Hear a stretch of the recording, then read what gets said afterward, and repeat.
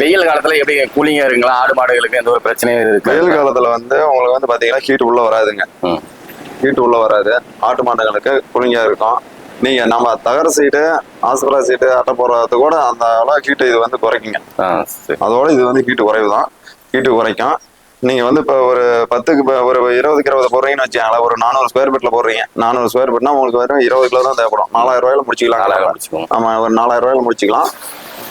நீங்க என்னால முடியலைங்க, அதிக அமௌண்ட் என்னால போட்டு ஒரு செட்டு போட முடியல, ஒரு சின்ன செட்டை எனக்கு நான் ஆரம்பிக்கணும் அப்படிங்கிறவங்க வந்து சீட்டை வாங்கி போட்டுக்கலாங்க. ஒரு 10க்கு 10 போதுன்னா ஒரு 5 கிலோ தான் தேவைப்படும். ஒரு 100 ஸ்கொயர் ஃபீட் 100 ஸ்கொயர் ஃபீட்டுங்கும் போது உங்களுக்கு ஒரு 5 கிலோ தேவைப்படும். ஒரு 1000 ரூபாயில முடிச்சுக்கலாம் நீங்க.